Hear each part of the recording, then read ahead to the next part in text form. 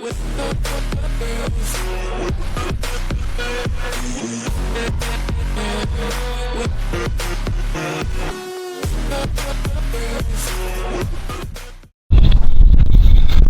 back to Sip2Tally Films. I'm your host, Coach Evans, and this is the last video of 2025.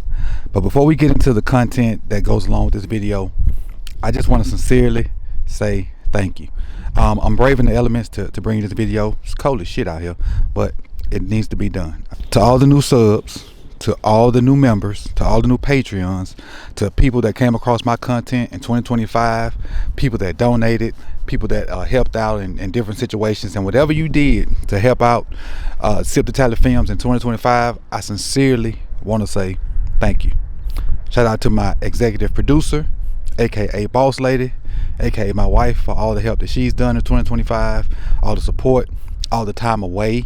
It's been plenty of times where she's been doing her thing in the living room and I've been in front of the computer crunching numbers or talking to y'all or cracking jokes with y'all, and she's just doing her own little thing. So I appreciate her for allowing me the opportunity, the time away from her to do the thing that I love, which now has turned from coaching to this.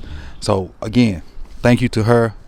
Thank you to everybody that has discovered me this year, and welcome to all the people that just discovered here in this last week or so. 2026 is going to be an interesting ride. I think the group of guys that I kind of mess with, we're all motivated to bring you better content in 2026. I know me personally, I'm going to try to give you the best content I can. To me, I love competition. I love competing and to find the way to grow this channel as best as possible, but not gimmicky. I will not be doing gimmicky, clickbaity stuff. It's going to be through natural growth that we do this, and through good, wholesome, quality, fun content. So with that being said, man, hats off to a great 2025. Looking forward to 2026. The Sippers merch dropped today, this is New Year's Eve. I'll put the link in the description for that merch if you want to get it. If you already part of my Discord, you've seen it. You've seen the designs. More of that will be coming out. I'm also going to not only have the merch on that site, I'm going to do some stuff where I have some stuff at home, which will probably cost a lot more because I'll put more into doing it. It'll be like custom stitch and stuff like that, but that stuff will be at my house and you have to order it directly from me, but that'll be later on in 2026. So let's get to the video. Again, thank you guys, and let's ride. All right, so the first thing I want to talk about is the Ravens open up this do or die game here with the Pittsburgh Steelers as a 3.5 point favorite on the road in Pittsburgh. Now I understand that they are short some guys, DK, little number 19, the receiver, maybe TJ Watt, but it's in Pittsburgh and we're favorites. We don't even know if Lamar's going to play or not, so I guess in there assume that he is. There are reports out there that he's going to practice today. I'm shooting this before practice. I don't know when you guys will see it, but I'm shooting this before practice. I just find it odd that this wouldn't be like an even split game. Like the line would be like 0.5 or even or something like that. To put us as favorites, to me, it's kind of reckless a little bit. Now, do I want us to win? Heck yes. But I'm just saying, as far as for my bettors out there, this to me is kind of a watch yourself on us. Me personally, I'm probably just gonna do money line on this one. Not gonna do points. Probably just gonna do money line and some stuff like some individual player stuff. I'm gonna stay off that 3.5 because I don't trust it. But with that being said, I'm giving my notes back up. This continues a pattern for the Ravens this season. They were favored in their first 6 games on the road, losing the first 2 to the Chiefs and the Bills before winning their next 4. Albeit against some losing teams, they were 3-point underdogs versus Green Bay on Saturday and won, thanks to Snoop and Todd Monken for running the darn football. But on the road, the Ravens are 5-2. 5-2 with 8-8 total. So the home games have been terrible. But on the road, we've been a fairly decent team. And again, we don't know if Lamar's playing or not. Lamar versus Snoop has been a discourse so far this week. But depending on who you think should start, put that down in the comment section. I'm still going to go with Lamar. 70% Lamar is better than 100% Snoop for me. But it is what it is. Depending on whatever they do, I just hope we come out with a W.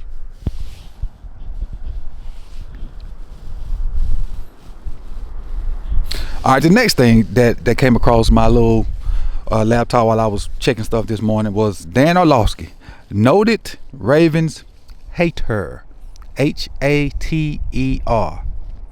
hater, came out and said that the Ravens can win this game regardless if Lamar plays or not. I personally agree with Dan on this one. Reason being is I feel like the game plan should be the same no matter which one of them starts. I feel like Derrick Henry should be the focal point. Well, I say the running game should be the focal point, with Derrick Henry being the focal point of that. I also feel like if Snoop plays, the game plan don't change much. You line up, they line up, we run the ball, you stop us. That's what it is. Now, you add Lamar into that mix. You still have the same game plan, but now you put your RPO stuff in. Then if they come up and try to take away all your stuff by playing man at the line of scrimmage and kind of not pressing but being under 5 yards, then you can get your stuff over the top because Lamar can do that. I don't know if Snoop can do that. I don't know if Snoop can do that effectively, put it like that. I know he can throw the ball 30, 40, 50 yards down the field, but I don't know how accurate it'll be. We know Lamar can do it a lot better than Snoop. So, and then if Lamar is not going to play, with another added week of practice, Snoop should be able to expand on the package that he had. Long as Derrick Henry is the focal. Derrick Henry is the focal point. Running game is the focal point. Winning third downs, again, will help. 10 or 14 last game. Positive plays on first down. And quiet little fact that I didn't see at first, but after watching tape and talking to different people, and even a little exchange me and Sarah had, Derrick was in on third downs a lot more than he normally is. That was key. Because now you have the added threat of not only passing, because he can pass pro, but running the ball. Again, my favorite play of the game was a 3rd and 5. Definitely a pass play for us. A Snoop check to a simple old split zone. We got like 9 yards out of it. So that was one of the things that happened that really, really, gave me a little bit more confidence in Snoop.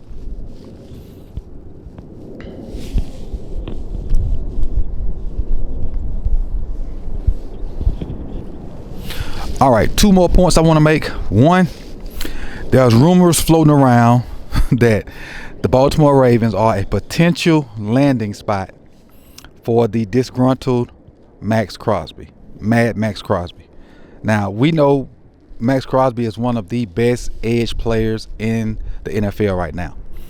Adding him to this team would be a welcoming sight, in my opinion. He would bring a Tavius Robinson energy, but with I want to say Michael Parsons-ish skill set. That's scary. Put him on one side, let Mike and Tavius and other guys work on the other side. That could be really scary in the future. But, I kind of defaulted from my normal plan of talking about the future, because when I saw that about Maxx Crosby, I got real excited. The only caveat is Maxx Crosby just signed in March a 3-year, $100 million contract, $100+ million contract. So he's obviously played 1 year on that. We'd be 2 years into that contract, whatever the AYP is. I'm not really sure. You guys can put that in the comment section. Let me know what the AYP is for that $100 million contract for Maxx Crosby. That'd be interesting to find out.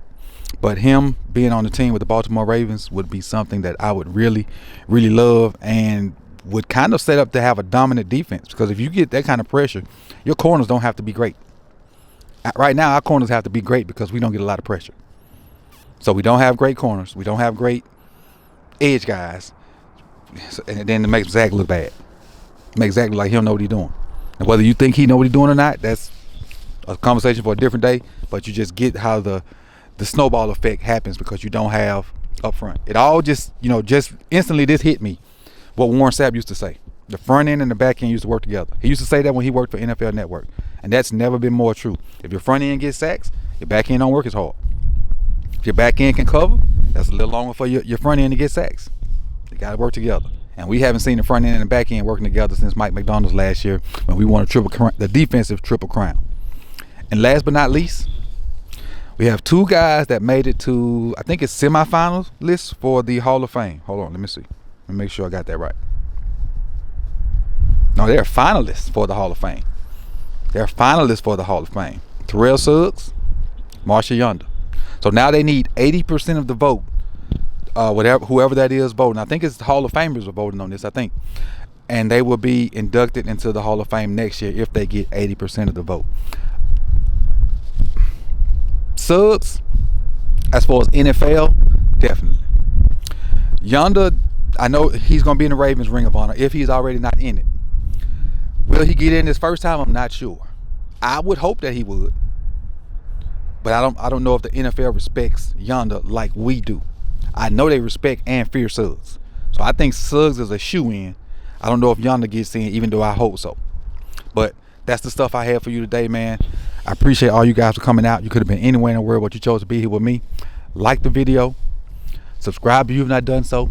Hit the bell so you can be notified when the rest of this content drops. Happy New Year in 2026. It was a great 2025. And again, I'm more than thankful for everybody that participated, supported, came through and watched the video. Click like, click unlike, dropped a comment, subscribed on Instagram, subscribed on X, joined the Discord, joined the Patreon, became a member, all that good stuff. I'm thankful for you for that. Peace and love, and let's have a blessed and happy and prosperous 2026. Peace, y'all.